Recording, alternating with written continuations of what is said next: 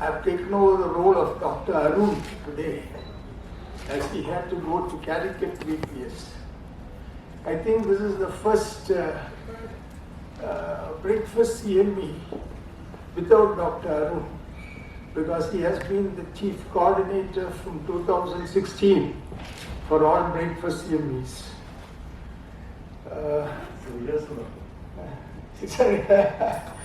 I welcome our MD and all doctors for an interesting CME on liver transplant.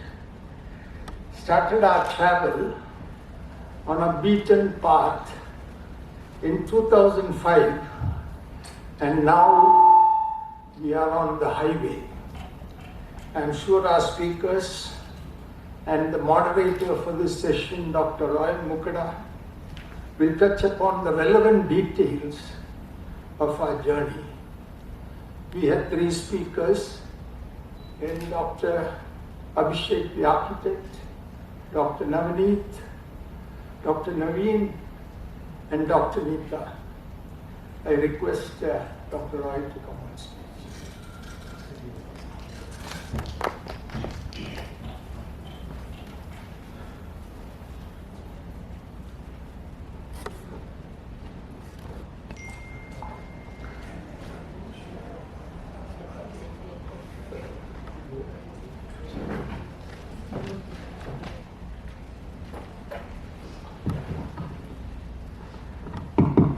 Good morning. At the outset, we thank the organizers again to the hospital management for giving another opportunity for this. The first talk will be by Dr. Abhishek Yadav, Liver Surgery and Transplantation, the Journey and the Future Horizons. Welcome, Abhishek, for it.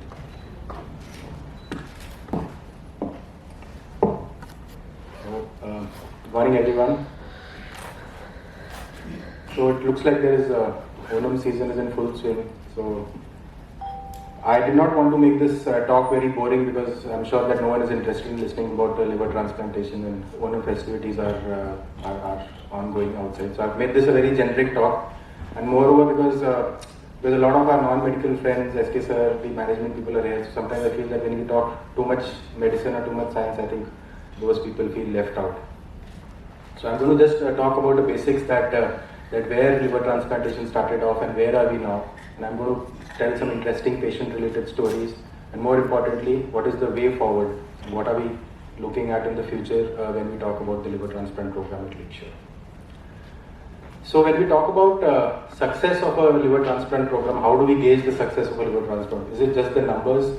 If you look at our numbers, yes, like Mohan said, that liver transplantation in Lakeshore started way back in 2005, but it was obviously a slow start, which you can see from this graph. 2019 was when CLC was launched as a separate department, and you can see those skyscrapers going up after 2019. And in fact, yesterday we did the 35th transplant of this year, and I'm sure this year we will exceed the previous year's numbers.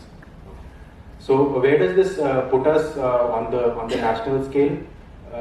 Yes, now we are a prominent transplant center when it comes to the national figures, and only about 15, or I would say definitely not more than 20 centers do more living donor transplants than us in the country.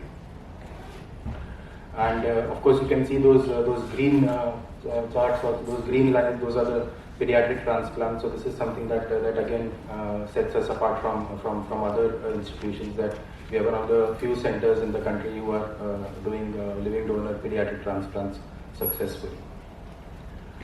So like I said, that the success of a transplant program is not just in numbers. It's not just a transplant center who does 300 transplants is a successful program, and someone who does less is not successful. What is also very important is how successful is the transplant program.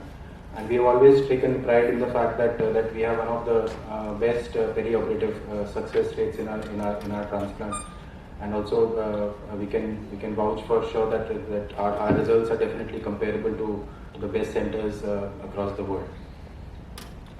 Part of the reason for our success is also our transplant complication rates are very little.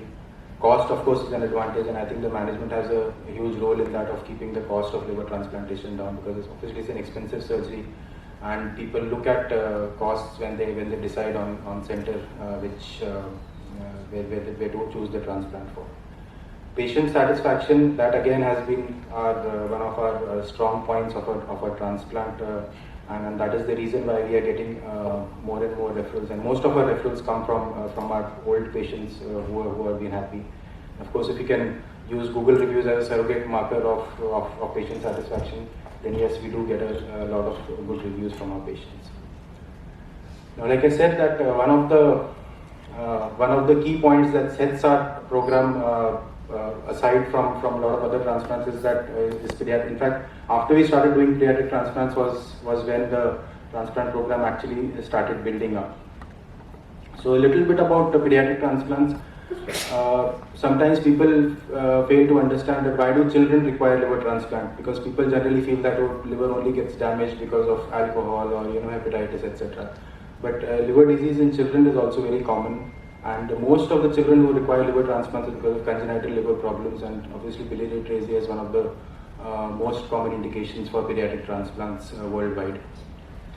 And till a few years back, it was said that doing transplants in children who are less than 10 kg is a very risky thing, and you should wait for the children to grow up and then you should do transplant. But of course, with increasing expertise, even we have started doing smaller babies, and in fact this is a child who came from Lakshadweep in the peak of the COVID, and she was only 6 kgs and 6 months old when we did a transplant, which went off very well, and she's in fact our smallest child to do a liver transplant. Pediatric transplants also, it's a challenging surgery. It's not easy operating on small babies, and we are fortunate that our success rate even in pediatric transplants is consistently over 90%, and to date we've done about 20 pediatric transplants. This is a story of a baby that we transplanted about 3 years back, and I think many in the audience would know about this child because a lot of people in the hospital were involved in his care. And he was a very sick child. He was 9 months, 7 kg, biliary atresia, neglected care. And he came to us. He was very sick at the time of transplantation, and he had torrid post-op course. He was in the ICU for almost 2 months. He was on the ventilator. He required tracheostomy, 3 surgeries, etc., etc. But then you can see that this is the child, and he's growing up into a normal child now, 3 years post-transplant. So that is just to stress the fact that once you do a good transplant, then these children do recover and they do grow up like normal children. This is also to kind of show to everyone that we get a lot of calls from people. Oh, is transplant really successful? Is pediatric transplant? Should this baby have a transplant? In fact, among doctors, like 2 days back, I got a call from one of my doctor's friends in Lucknow, and he was asking me that one of his cousin pediatric transplant, the child needs a transplant. Should we go ahead with the transplant or should we not go ahead? They've heard all kinds of success things that children don't live beyond 3 years, 4 years of transplant. So there's nothing like that. And once the child has a good surgery, they recover from the surgery, they grow up just like normal children. If I can just share a interesting point. In fact, the first pediatric transplant that happened in India, that was I think in 1999 at the same hospital that I trained in, and that child who had a transplant there is in fact a doctor now himself. So that just shows that that pediatric transplants do succeed, and children do recover normally after a liver transplant surgery. Of course, when you are doing transplants for small babies, it cannot always be about science, and this is the same baby, and you can see that he was on a ventilator connected to tracheostomy with all kind of things, and in fact this is how he celebrated his first birthday, and the nurses were very nice and they decked up the ICU, etc. To celebrate his first birthday, and you can see that he was connected to the ventilator at that point. Another interesting pediatric transplant that we've done recently was a child with an extremely rare condition known as primary hyperoxaluria type 2. This is a condition where the kidneys shut down because of a problem with the liver. Basically, there is something known as oxalate metabolism with the liver, which the liver is responsible for, and that fails in the body. So all the excess oxalate gets deposited in the kidneys, and hence the kidneys fail. So although the problem is in the kidneys have failed, but the children actually require a liver transplantation also, because you need to cure the metabolic problem. Otherwise, the kidneys are going to fail again. Most of these combined liver kidney transplant world over are done by cadaver organs, where one donor gives the liver and the kidney both. However, in our situation, we don't have too much cadaver organs, so we had to use 2 living donors.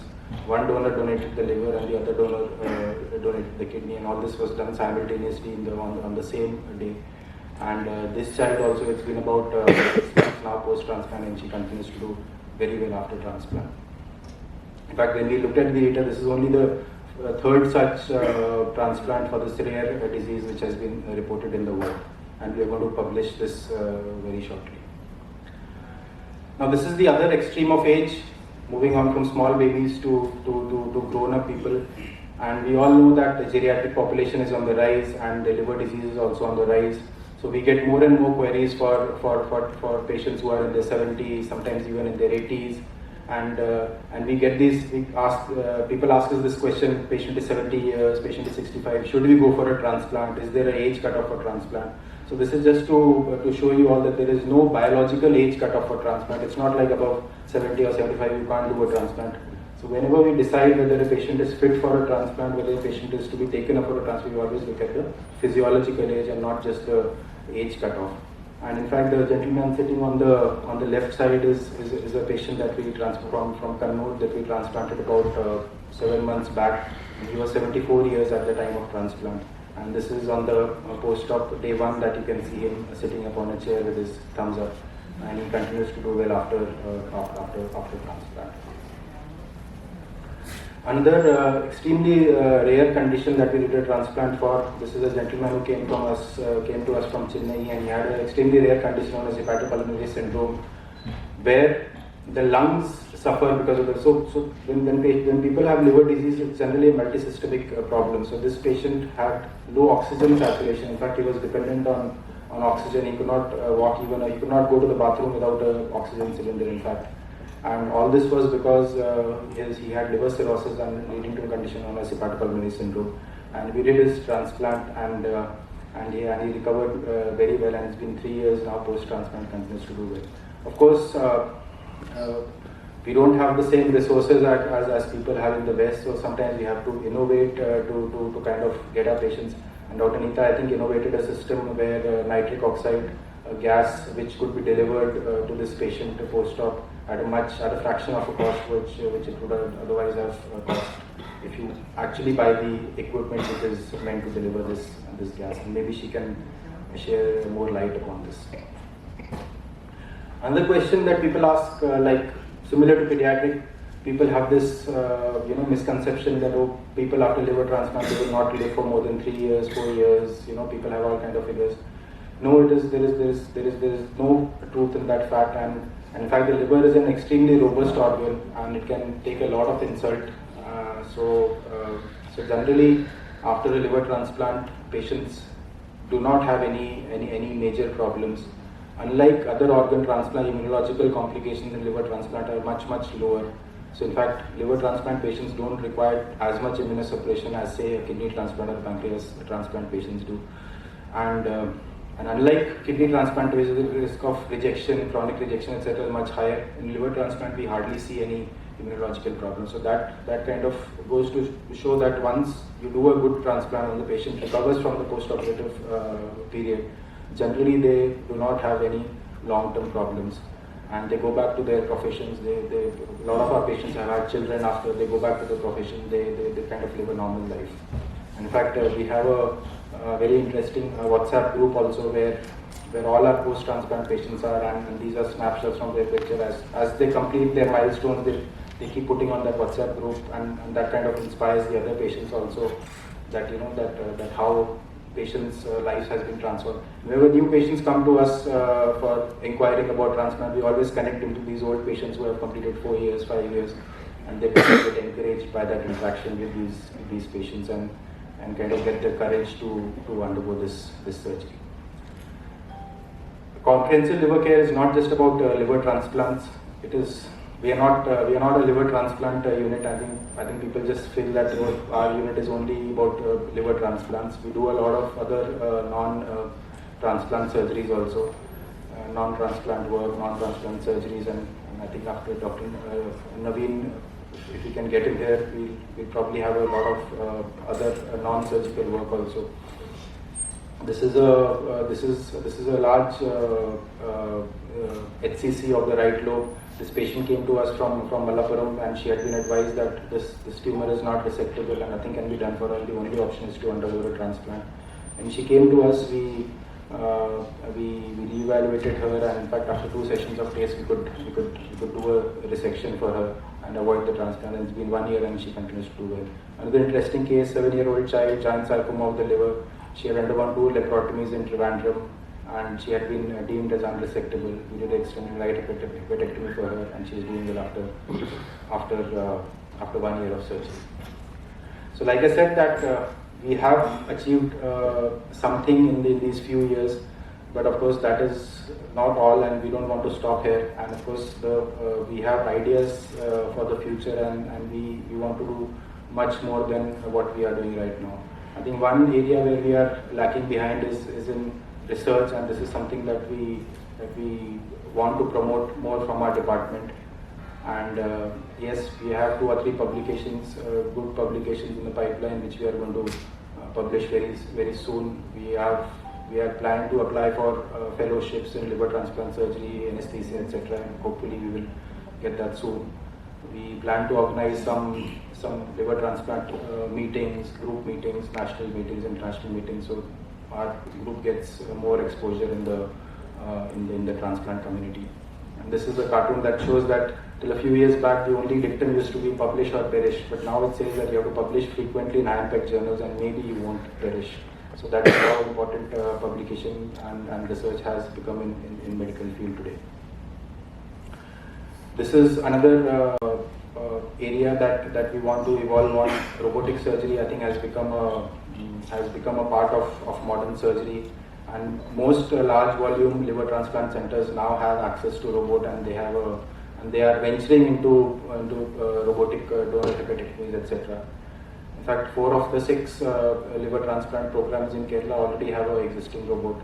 So hopefully we can also bridge that gap soon and catch up on this ground. There are many more interesting things that we can do in liver transplant, something known as auxiliary liver transplants, split liver transplants, domino liver transplants, etc. I will not go into the technical details, but this is something that we want to venture into over time. This is another thing that I think we need to explore, not just for liver transplant, but overall as such. When we talk about transplant, it's about 1,200 people from other countries travel to India for a liver transplant every year. And there's a huge demand and supply mismatch, because this is one specialty which is not available in most of the adjacent surrounding countries, African countries, Southeast Asian countries. So there's a huge demand for good liver transplant. A lot of patients from these countries travel to India. And I feel that Kerala has a huge advantage in that way, connectivity, etc. And this is one area that potentially we should and we must explore in the past to promote more international patient tourism in our country.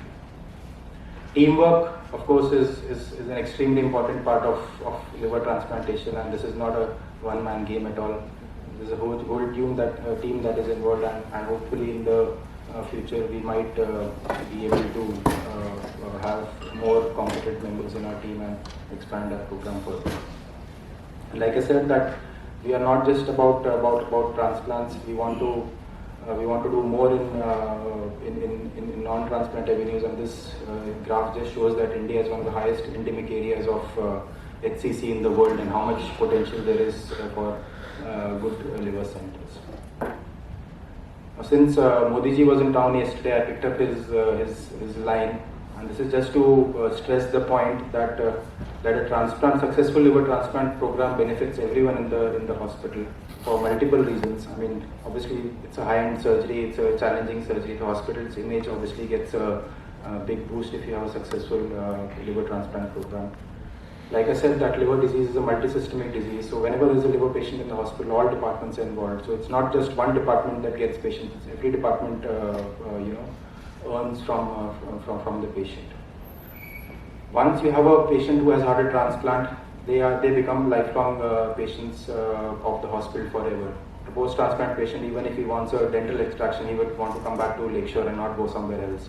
So obviously, lifelong patient loyalty is something that the hospital earns out of a successful transplant program. I know we don't want to talk about money, but yeah, money is an inevitable part of healthcare these days, and of course, liver transplant does, and all transplant programs, in fact, are monetarily beneficial to the hospitals. And I put up this chart, this graph, which shows, which I borrowed from one of my friends at Kochi Medical Center in Coimbatore. And you can see that the price of the stocks shot up after 2015, and that was the reason. That was in 2015 when they established a successful liver transplant program. And you can see that the cost of their stocks going up. So that's it. I think Dr. Navaneethan will talk more about the scientific aspects of our program. So I thank you all for coming, and also for your encouragement and your good wishes always in our success. All clinical departments and of course the management also. Thank you. Thank you very much. Good morning all. Well, I won't go too much into scientific things, but we'll definitely talk about what challenges we face as an anesthetist performing a liver transplant, and what has changed over the last couple of periods for us. Well, this is not what we were. We have come a long way from this. And transplant is not as easy as being made look like. So when we see over the last couple of decades, we have better understanding of the pathophysiology of liver disease, and we know that it's a multi-system affection. This, as well as the improved and ever-improving surgical as well as anesthesia techniques, the outcomes following a liver transplant has improved leaps and bounds over the last decade. As these patient exhibits multi-system involvement, these patients require a comprehensive multidisciplinary team approach for assessment and optimization prior to surgery. So we know that liver has important functions like metabolic function, the synthetic functions, and detoxification of the drugs, etc. And a patient who is coming for liver transplant has multi-system involvement, as we have all talked about, which includes cardiovascular, neurological, respiratory, metabolic. Most of these patients will be malnourished, cachexic, and will be sarcopenic to start with. Many of these patients, almost to the tune of 40%, will have severe metabolic disturbances like severe hyponatremia. Coming on to the cardiovascular changes, just to show that what changes and what difficulty we face during anesthesia in these patients is, if you see on the left side of the picture on the left shows the normal systemic circulation with nearly 70% and the splanchnic circulation nearly around say 25%. And what happens in a patient with liver disease?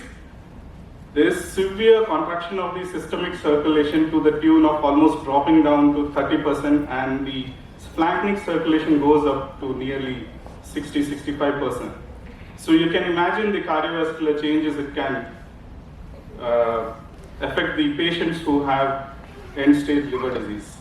So the cardiovascular changes, if you talk about, I'm not going into the detail, but just to imply what all things these patients have is, they have what is called as a cirrhotic cardiomyopathy. Many of these patients might have this, and many of these patients have a blunted response to sympathomimetic drugs, blunted cardiac output, to the tune that sometimes these patients have vasoplegia during the surgery, which is unresponsive to any of the inotropic support.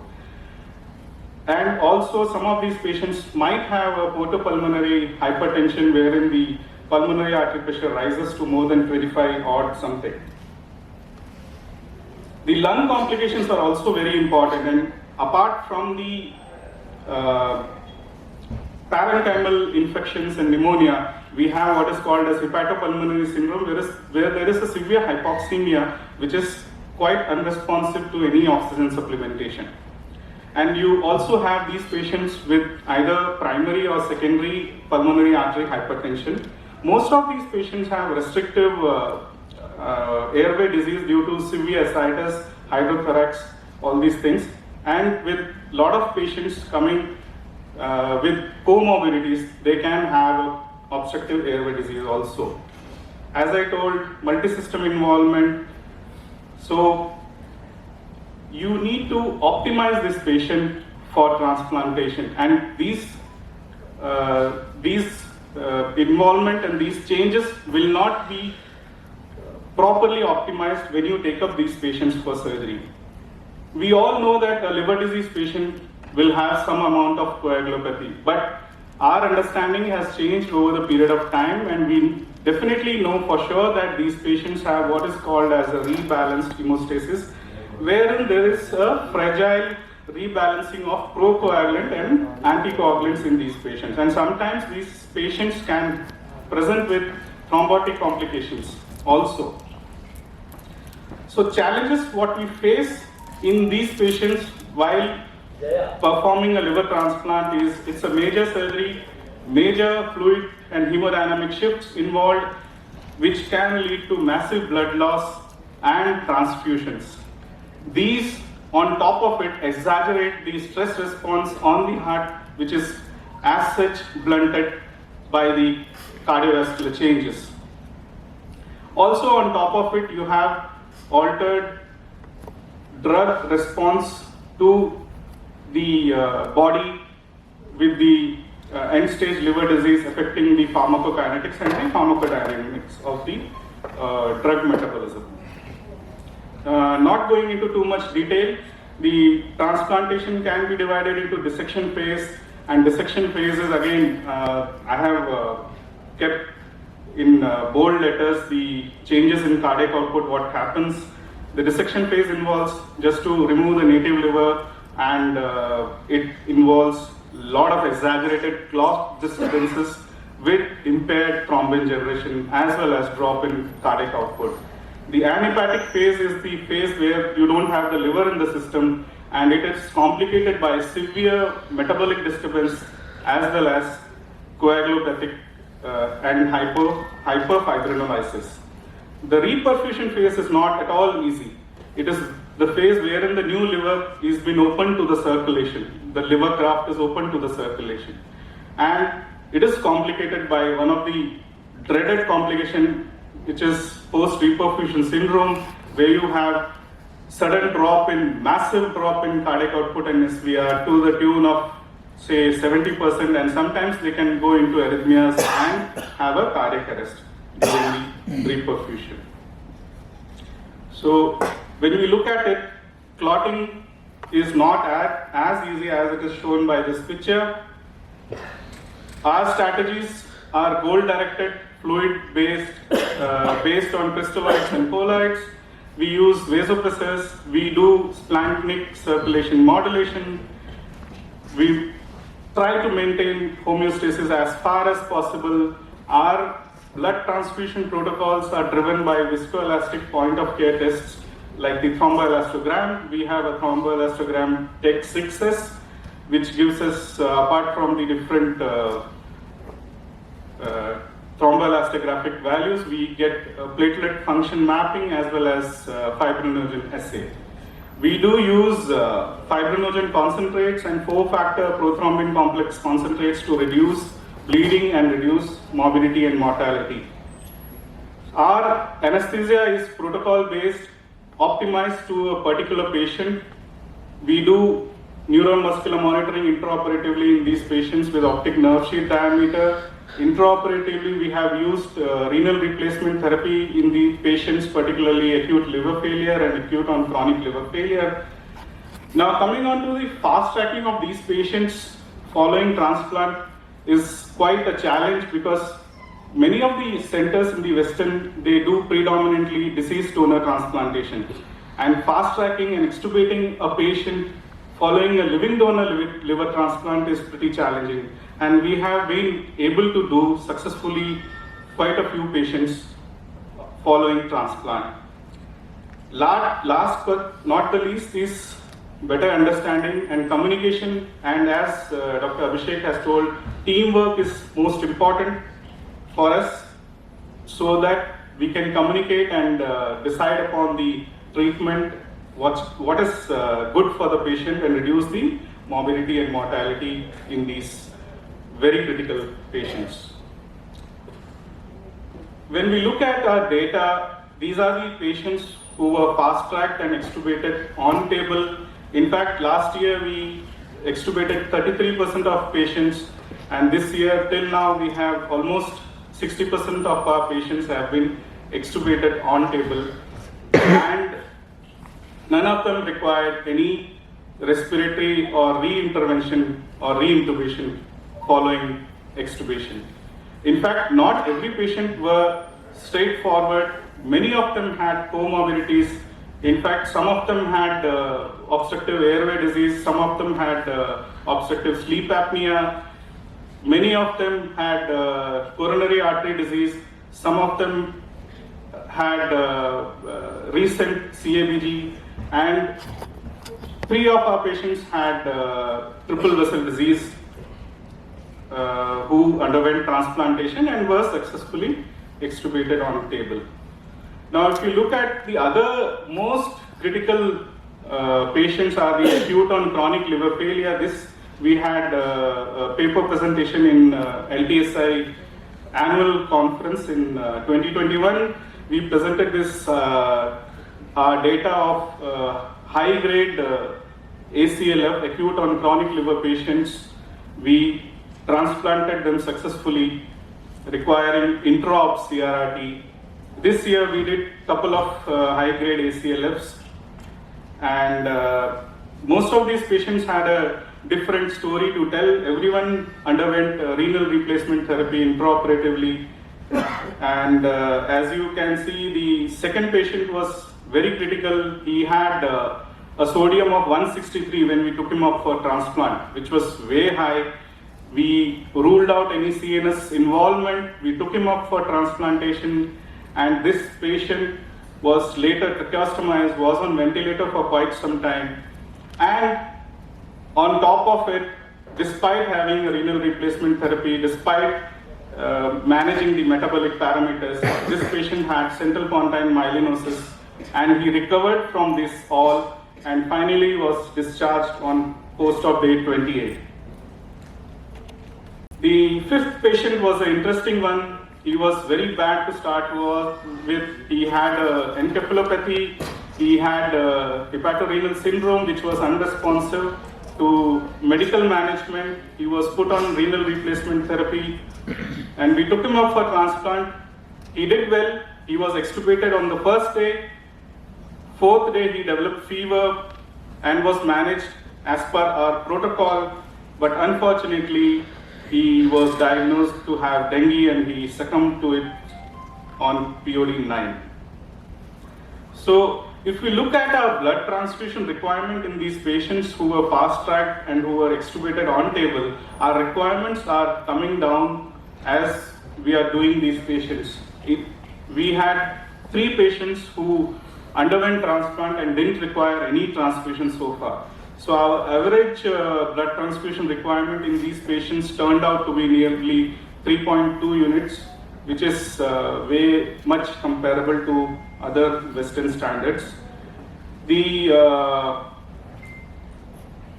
the pandemic, we do get all these patients who had COVID, and nearly 20 patients we transplanted who had recent COVID, less than 2 months I'm talking about, and of these, 7 of these were donors. None of them had any post-operative complication, and of these, 4 recipients were fast-tracked and extubated. One of the recipients who was fast-tracked and extubated had ground glass opacities in the HRCT, and this patient had a CORAD score of 3. She did well after transplant and she was extubated on table successfully. With all our data and all our things, what we have done, we took it to the annual conference of International Liver Transplant Society, which was held in Istanbul 2022. We had a couple of papers there as posters. So when we see these patients with liver disease, these challenging patients with liver disease, and we have a sense of accomplishment, and that we can gauge by the smiling faces and the success stories which we share to you. Now, what is the way forward? Way forward is going on to the next level, or the next level of, next level of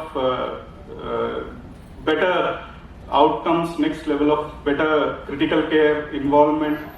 So we need to have a good liver intensive care. This picture on the left is one of the picture taken from the liver intensive unit from Rela Institute, Chennai. With so much unpredictability in these patients, so many confounding factors, every day, every transplant is a learning experience for us, and we do learn from each and every transplant, and we have been able to successfully provide better results to these patients. Thank you. And don't forget, I'm an anesthesiologist. Thank you, Naveen. Dr. Abhishek and Dr. Naveen, you can come to the stage. The next talk is by Dr. Naveen Ganjoo. He's a good friend of ours for a long time. He's a consultant diabetologist in Sparsh Hospital, who will be visiting Lakeshore soon, I feel. He's basically from Kashmir, actually a Kashmiri Pandit. If you have seen the movie, he'll become here soon. So welcome, Naveen. Have a good morning. It's very nice to be back in Kochi. I have worked in Kochi before a few years back. Thanks for the invitation and great talks already by our previous speakers. Now, transplant, these patients get transplant only when they are referred or they get to a transplant, or at least we know that they need a transplant. So what I'm going to say here is, first of all, we need to understand cirrhosis is a disease, and when patient gets cirrhosis, we need to know when to transplant these patients. Before that, why is cirrhosis so much, and why is the burden of liver disease increasing day by day? We know a lot of fatty livers, some alcohol, some viruses. So this has become a concoction of diseases, and now that we are seeing liver disease and cirrhosis, it used to be said like, cirrhosis 50, 55, 60 we will see. I know all our colleagues who see these diseases, we see now patients at 35, 40 with cirrhosis and blood vomitings and what all complications they have. So the disease burden is increasing, the age of cirrhosis is coming down, so we need to be aware of this. So cirrhosis of the liver is the third leading cause of death in people between ages of 25 to 65 years, exceeded only by cardiovascular and cancer. Across the ages, it is 11th most common common cause of death. So of course, the number is increasing, we need to be careful. Now, just one slide about what is cirrhosis before I go, when these patients need a transplant and when we need to be very careful and ask them like, you need to start thinking about this. So cirrhosis basically is hardness of the liver. So what happens, the liver, because of lot of insults, it becomes hard. We call it fibrosis, it becomes hard. The flow, the blood cannot go through the liver, and there is backflow, like a pipe is blocked and there's a lot of backflow. And slowly, when there is no flow to the liver is devoid of blood supply and it stops working. So if you see liver cell failure, they don't get enough blood, then they get jaundice, coagulopathy, that is INR. But because of the blockage, there is something called portal hypertension. There is reversal of blood flow. We get these shunts, ascites, blood vomitings and all that.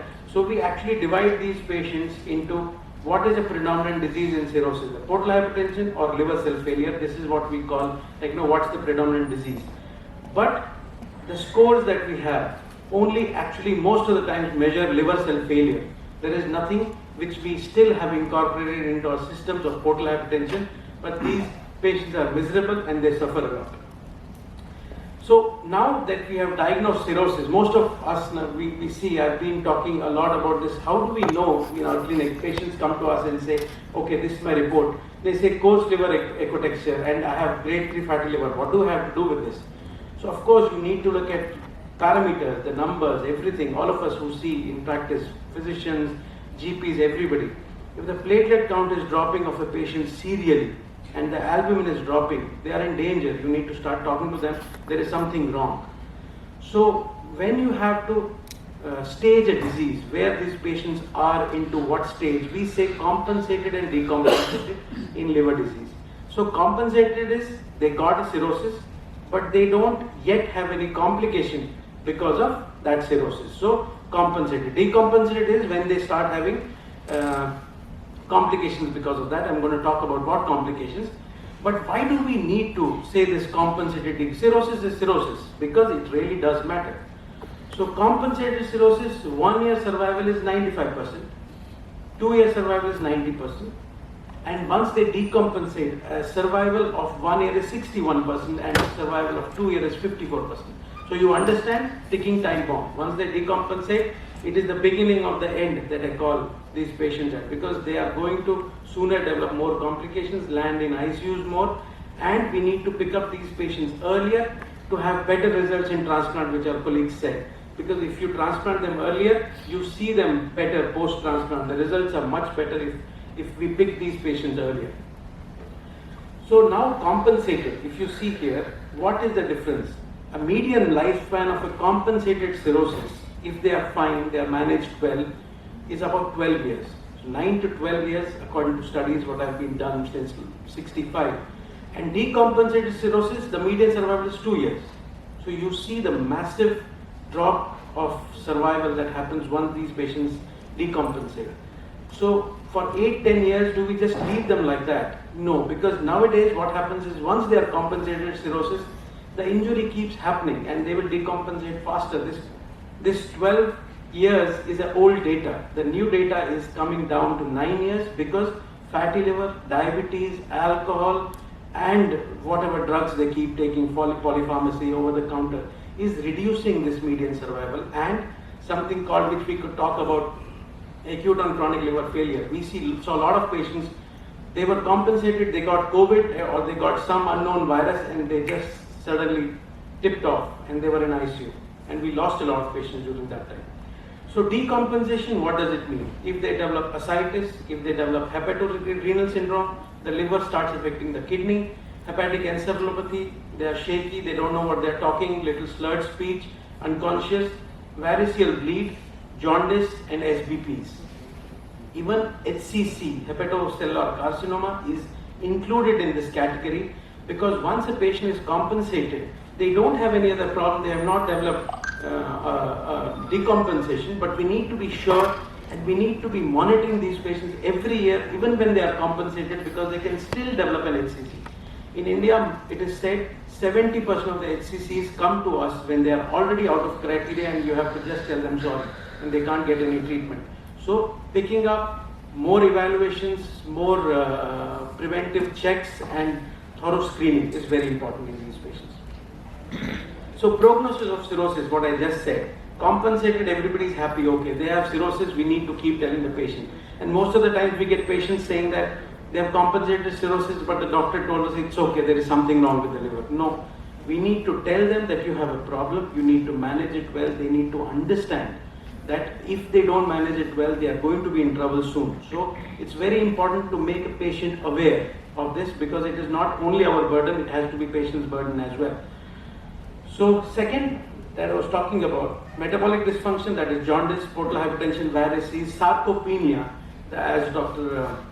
Navaneethan just mentioned, because these patients are so sick, they lose muscle mass in the shoulder girdle and they become really thin and lean. It's because the liver is not able to metabolize protein, and what happens, whatever they eat, we keep telling them, eat eggs, eat whatever protein you can eat, because there is a lot of catabolism happening in the body. So that's very, very important for us to manage these patients well. Ascites, hepatic encephalopathy, and one thing I always talk and understand, we all of us, we always say that this patient's lifetime survival is this. Is survival enough? Is living enough? Or the quality of life is important? So the most important thing is we see these cirrhotics, once they decompensate, coming to the hospitals most of the times in ERs with small UTI. We lost a patient recently. She was compensated and had some ascites on diuretics, got a UTI, went to ICU, and she's struggling right now. So quality of life is very important, which actually now studies are coming, because we've read enough of the survival. Now we are talking about quality of life, which is an important parameter which we need to talk about in cirrhosis, because they really suffer a lot.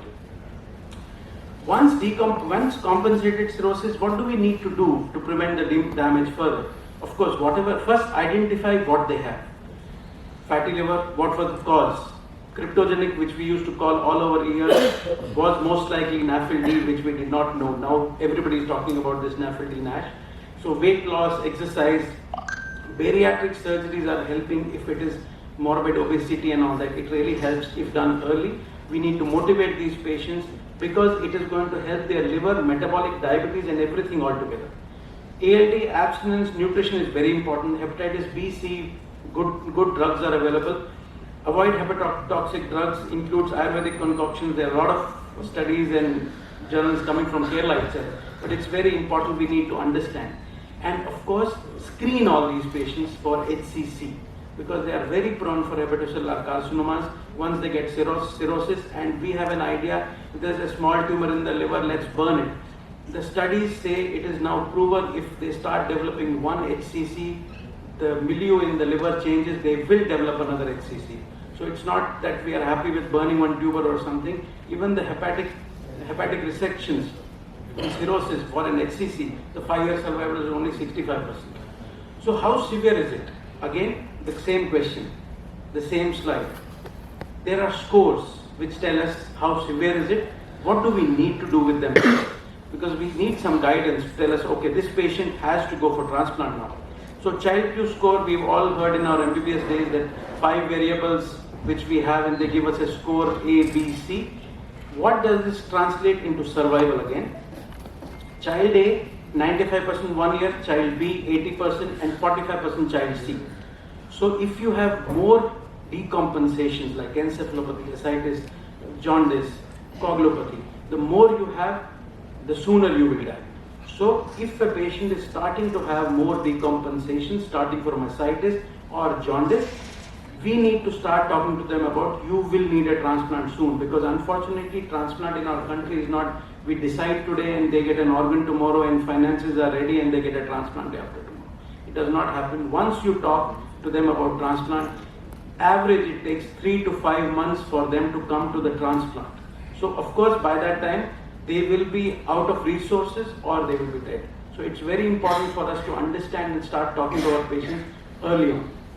2-year survival, the same thing which I'm talking about, 90, 70 and 38.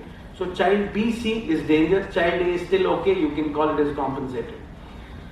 So once it's cirrhotic, as I was just saying, all cirrhotics, median survival, now we are talking about 9 years, so it's coming down.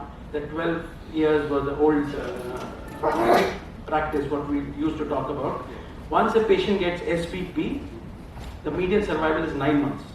Once they get HRS, it is 3 months. And HRS, all of us who practice with liver disease is very undercalled, and we say, okay, maybe because of diuretics, the creatinine has gone bad. Actually, a creatinine of 1.2 in cirrhosis is already a HRS and the patient is in renal failure. A creatinine of 1.2. Because normally creatinine should be 0.5 to 0.7 in cirrhotics because they have hardly any muscle mass. Then came MELD score. In 2002, first MELD score. It was brought in because people were doing TIPS and they said we need to see survival for TIPS. It translated into when we need to transplant patients. In 2016, MELD sodium was taken into place. Normally for MELD score initially, we had variables and it's a logarithmic equation online available. Nobody knows the formula, we just put it into the calculator and it gives us a formula, which MELD score what it is. Initially it was bilirubin, INR and creatinine. After putting all these variables, many years it was seen, but still patients were dying. Low MELD score patients are dying. Are we missing something? So sodium was taken into this. I'm sure going forward, many more variables are going to be added to this. Sarcopenia is going to be one, maybe some other things, because all these added factors do cause problems to survival. So why suddenly people said if there is a MELD score of 15, this patient needs a transplant? Why was it decided? Who decided this? So many studies, they said when a patient crosses, before that, MELD score, 6 is the minimum for a normal person, 40 is the maximum you can go. 15 came into being is when they said when you are not transplanting these patients, the survival benefit is you're losing survival benefit. So 15 was the number. If the MELD increases, the survival was decreasing. So there's more than 15 patient warrants a liver transplant and they should be listed. Actually in the West, when we were practicing in the US, what they used to say is if the MELD score is 15, the patient gets transplanted to the, sent to the liver transplant unit and GPs don't see them anymore because they have to manage their other things and they need to start talking to them about transplant as early as possible. Even we know in India it's difficult, even in West it's not that easy because a lot of variables happen. So if you see here now, benefit actually changes. The MELD score increases, the survival benefit is more with a transplant, and if you don't, the survival benefit goes down. So that's how MELD score 15 came into being, because more than 15, if you get a transplant, your survival is better. If you don't, it's less. So clinical rules of thumb for a transplant referral. Decompensated cirrhosis, I just mentioned what are the decompensations. Acute liver failure, metabolic or genetic diseases, it's partially cut there I believe. Anyways, MELD more than 15, child BC, refractory ascites, recurrent admissions. Here what I mean is quality of life. Recurrent admissions and having issues, hepatorenal syndrome, SBP and hepatocellular carcinoma. So these are the patients whom we need to talk about transplant. Now financial sense, always the patient will say, sir, I cannot afford this transplant.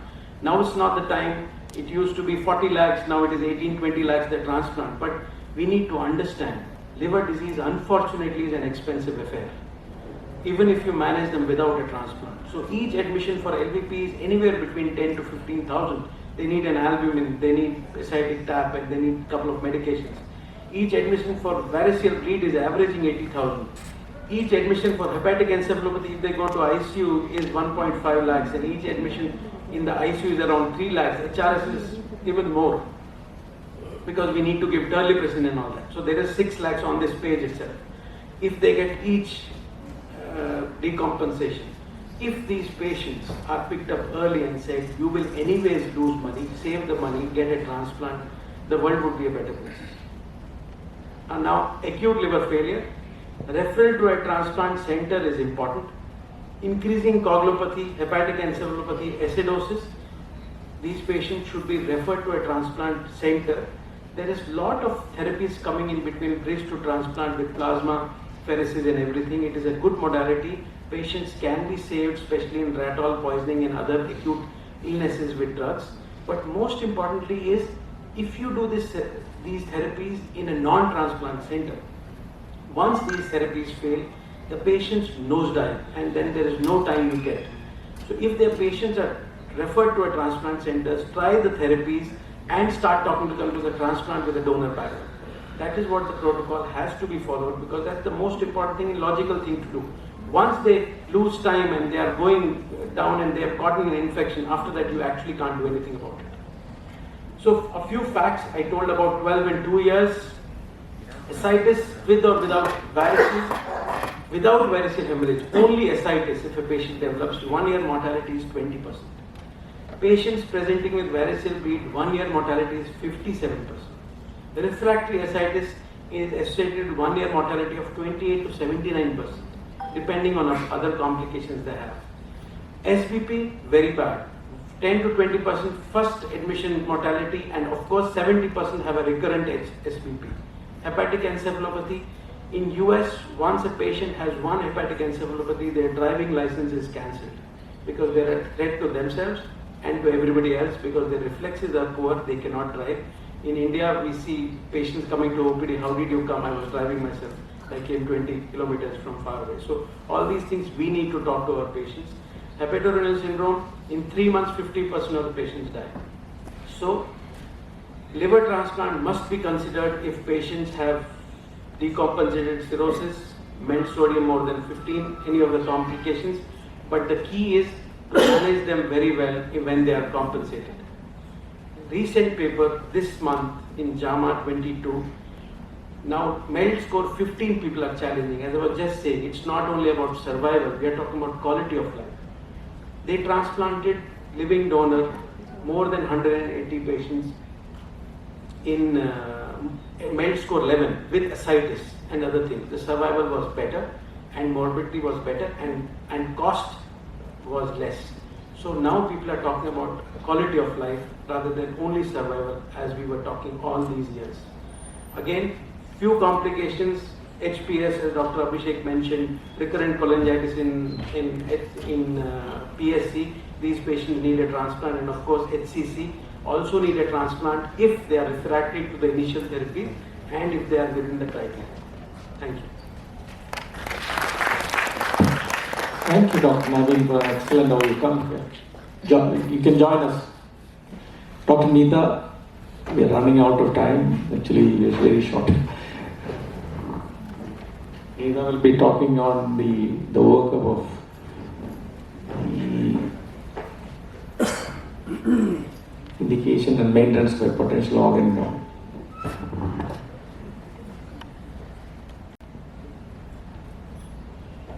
Hello, happy Onam everybody. And to celebrate Onam, I'm actually wearing the sari that Lakeshore had given me a couple of years ago. Thank you. So my talk today is identification and management of the potential organ donor. This is a slide showing the actual donors from deceased persons in the year 2018 the world over. And as you can see from the slide, the colors, the blue colors, shades of blue shows how the actual number of diseased organ donors per million population. So dark blue is the maximum and the lightest of blue is the minimum. And as you can see here, all the Western countries have darker shades of blue, and they do a successful cadaver transplant program. And the maximum is in countries like Spain and Croatia, where they have an opt-out system. That means every brain-dead donor is considered as an organ donor, and if they want to opt out, they can, but otherwise everyone goes for organ donation. And if you look at some of the most populous countries in the world, such as India, China, Russia, they're all in very pale blue, where the numbers of organs donated are very, very minimal. And the importance of diseased organ donation is, I can't emphasize enough, because we all know that so many, like millions of patients per year, lose their lives waiting for an organ. And living donor transplants are only restricted to almost only 2 organs, that is kidney and liver. And also there's a risk to the donor, whereas there are so many other organs that can only be transplanted from a deceased donor. So before I start, I would like to show some of our Lakeshore Hospital statistics.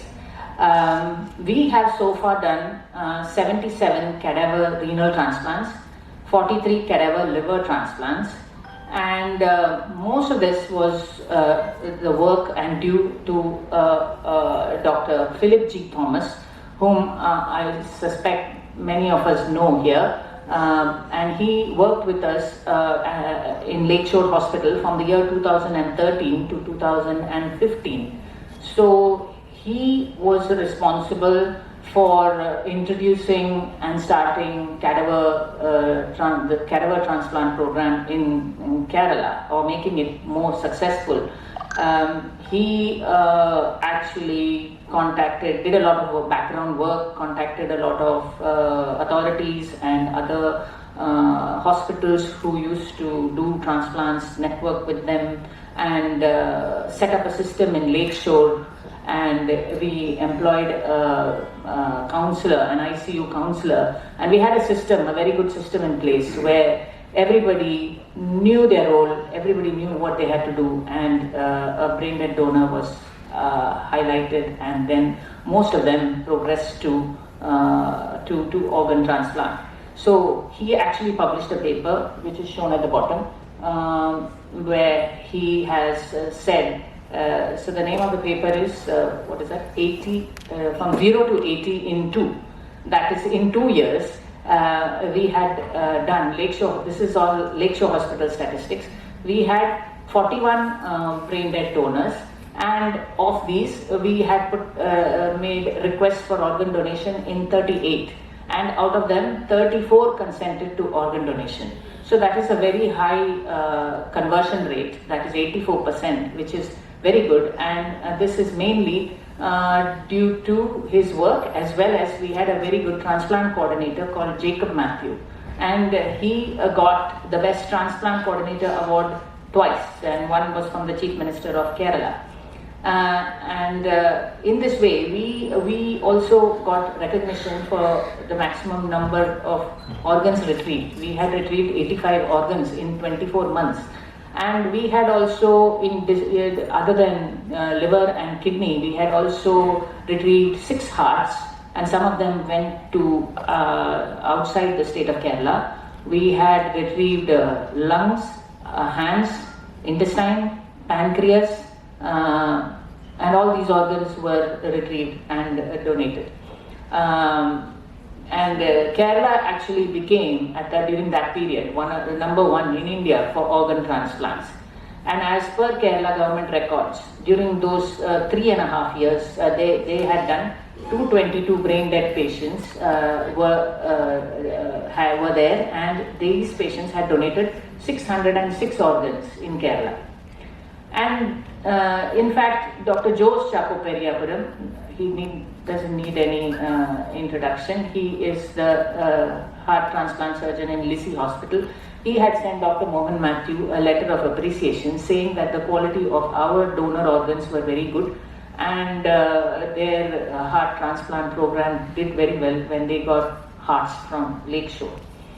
And Dr. PGT also introduced the improved trauma management systems, and then we started having better trauma care, and one of the side effects of that was to also get better organ transplant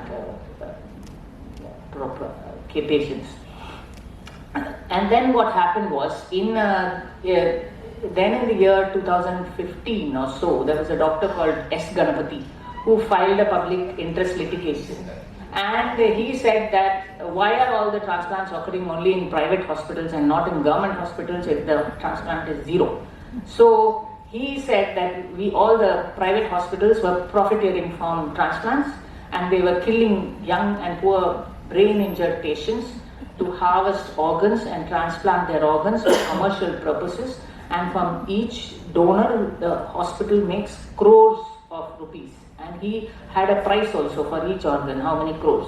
So, and he also said that hospitals were doing wrong and premature certification of brain death. And he even questioned the scientific basis of brain death. And because of this, multiple hospitals and doctors were sued, transplant licenses were revoked, brainstem death certification procedure went to ridiculous levels, where they wanted us to use a nerve stimulator, they wanted us to do an EEG, they wanted all kinds of things, a doctor from outside, and there were too many barriers to even brain death certification. And what I realized that the doctors themselves are the biggest barriers, because I went for a couple of meetings to Trivandrum and found out that the so-called experts themselves were completely ignorant about the mechanism of doing brainstem death tests. And So finally organ donation in Kerala came to a grinding halt. And many skilled surgeons who depended on cadaveric organs for their livelihood, they left and moved to other states and countries like Dr. Philip G. Thomas. And then obviously live donor transplants started flourishing, but only very limited number of organs can be donated that way. So approximately 8 years later, the government woke up and realized their loss, and they threw all Ganapati's cases in the bin, and they set about trying to simplify things again. But the damage was already done, and no matter how much we tried, we are still very not at all there where we were once upon a time. So coming to organ donation, as you know, it's a very complex process. It requires the involvement of many healthcare professionals and not only healthcare professionals, even outside agencies. And it takes place in the ICU. We have to identify patients with catastrophic brain injury early and identify when patients are brain dead and make a diagnosis of brain dead. And then this patient becomes a potential brain dead organ donor. And from then onwards to actually retrieving the organs, multiple tasks have to be completed in a rapid and structured fashion in order to finally go on to donation. So even if a patient is declared a potential donor, like only 20% of them actually go on to donate. And if people like Ganpati or other people have misconceptions, even those numbers come down to almost nothing. So just to show you what is required, we need to identify a patient with catastrophic brain injury, manage them properly. Then when we think they're brain dead, we have to refer them to the appropriate person who can manage maintain the organs, and then eventually they become brain dead. That has to be diagnosed. Then you go on to take a consent for donation, and then proper organ donor management, and then you have to match all the organs to potential recipients, and then all these people have to coordinate, different teams have to coordinate with each other, and then only you can go and retrieve and transplant, and then the body has to be handed over to the relatives, and the relatives also have to be we have to give compassionate care and support to the donor family throughout this process, which takes a lot of time, energy and effort. So coming to the actual topic, which is identifying the potential brain dead donor, the success of any donation requires these donors to be identified, detected and referred early to other professionals, like mostly intensivists, who are responsible for their evaluation and final conversion into actual donors. But this sounds easy, but there are a lot of problems associated at this stage itself.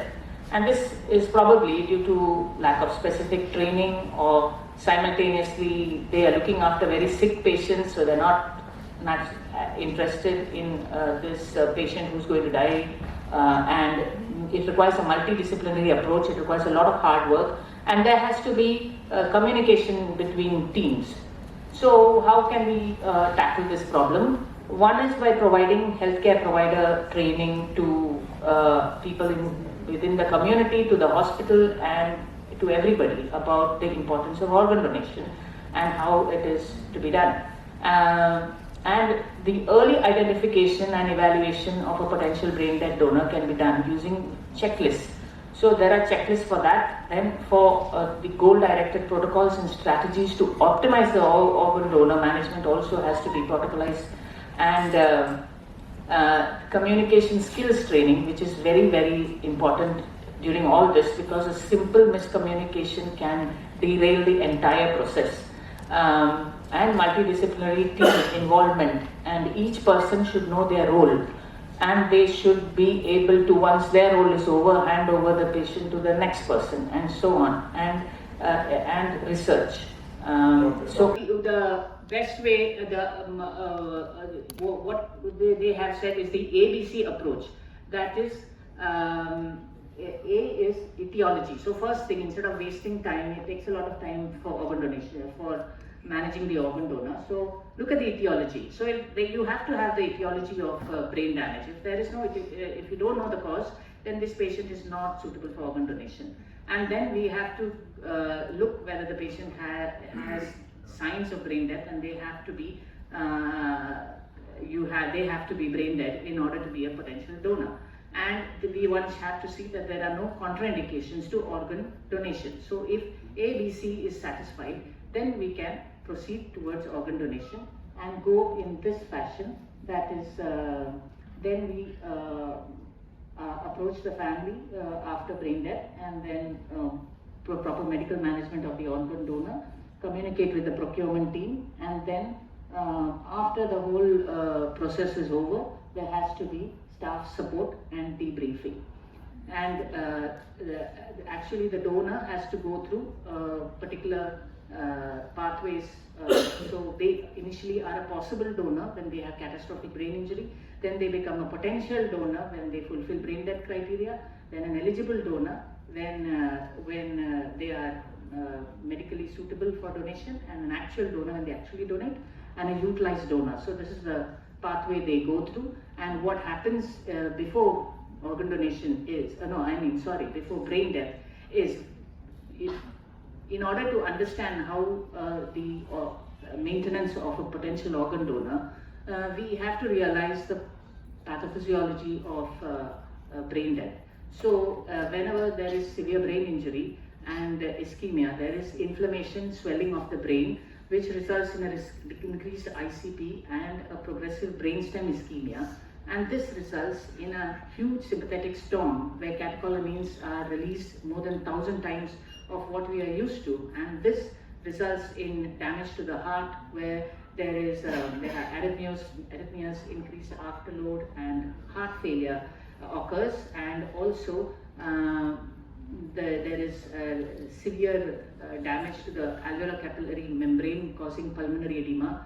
And after all this, because of this raised ICP, then there is the Cushing's reflex, that is severe hypertension, bradycardia, and respiratory irregularities, followed by severe hypotension when there is coning. So when there is coning, the sympathetics are lost, and then suddenly there is vasodilatation and hypotension, and even this damage to the pituitary causes, there are other problems such as diabetes insipidus, impaired thermoregulation because of damage to the hypothalamus, and then all this causes polyuria, metabolic acid-base abnormalities, and endocrine abnormalities. So when we are looking at donor management, the goal is mainly to maintain the perfusion of vital organs.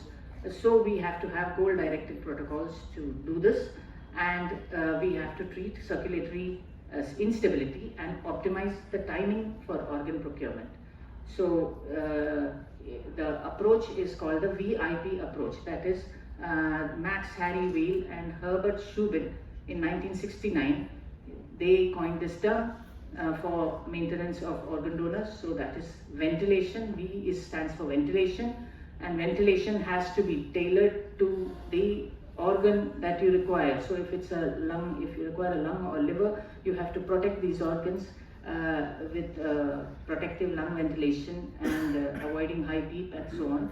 And vasodilatation and fluid losses, you'll have to give a lot of IV fluids, and sometimes vasopressin and DDAVP to treat diabetes insipidus. And this vasodilatation will have to be treated with norepinephrine, and then the poor pumping of the heart will have to be, we'll need cardiac output monitors and dobutamine and sometimes thyroxine to stabilize the cardiovascular system. And all this is done to improve the cardiac output and oxygen delivery to the heart. And actually some studies have shown that if you maintain certain goals, like goal directed, here there are 9 goals, if you maintain 7 out of 9 goals, then your chances of getting survivable more number of organs go up. And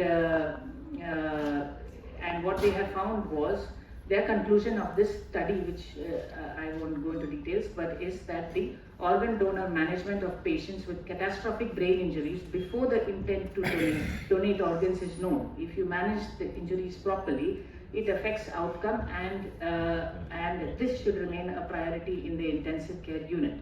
So even before brain death, if you manage a patient properly, you'll get better outcomes in terms of organs retrieved. And one thing we have to realize that at the time of coning and this Cushing's reflex, there is so much of damage to all the organs in the body. So the heart function actually in 40% of hearts it drops to less than 30%, and there is AKI and damage to organs. So if with proper high quality organ donor treatment, these organs which were previously considered not retrievable will become better. So the ideal time for retrieving organs is around 18 hours after brain death. And in addition to that, general nursing care like any ICU patient has to be instituted.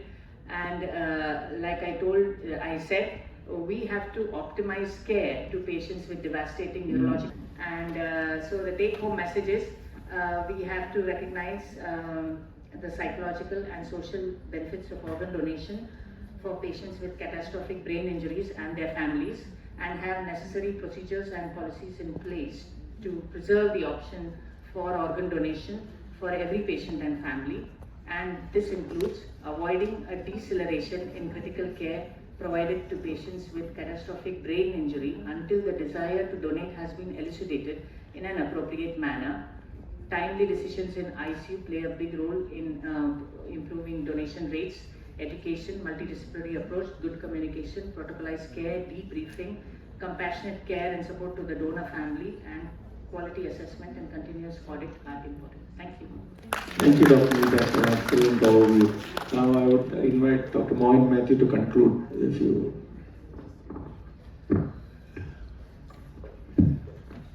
See, there is an old Arab saying, whenever you eat the fruit of a tree, think of the man who planted the seed.